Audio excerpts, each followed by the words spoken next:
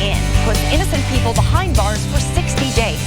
It features 9 civilians sent to jail, treated as convicted criminals, giving a behind-the-scenes look at the criminal justice system.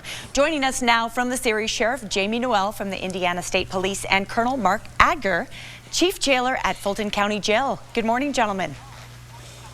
Good morning. Good morning. So, a fascinating series. Season 3 starts tomorrow. Please explain the series for people who might not have seen it.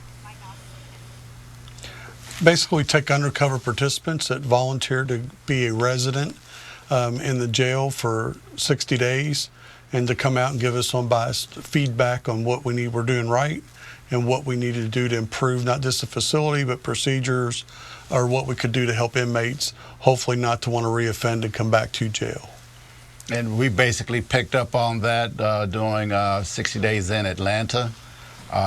With season 3, we carry that forward with a different group of diverse individuals from various backgrounds, some having some law enforcement experience to those with none, those that have family members that were criminally justice involved. They have their reasons for wanting to do this. And as volunteers, they came in and were able to blend in and observe and come back out and give us feedback on what we can do better and what we're already doing well.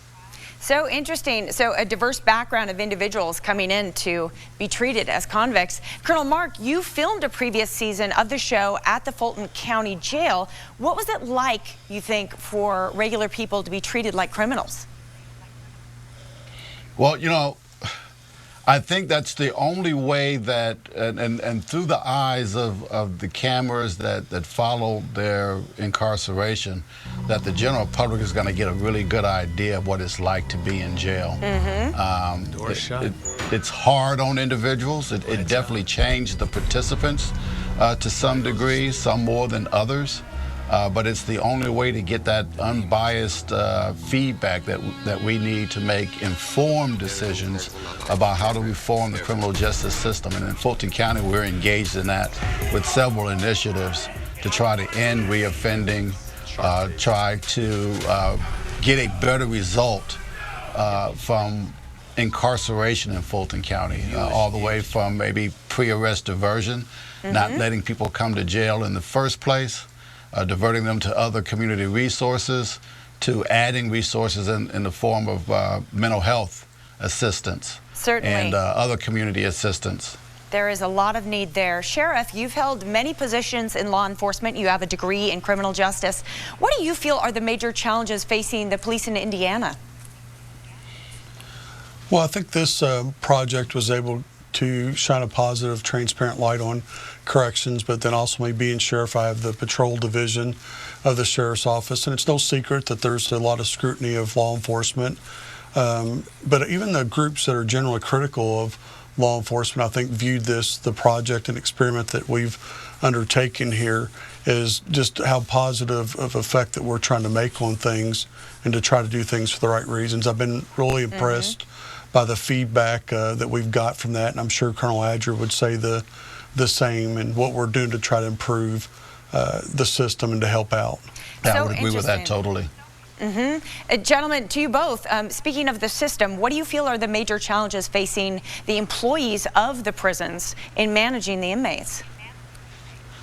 Well, to me, I think a lot of it is sometimes that, you know, some people have the mindset of, hey, lock people up and throw them away. And maybe in my younger years in law enforcement, I might have felt that way, but you can't do that.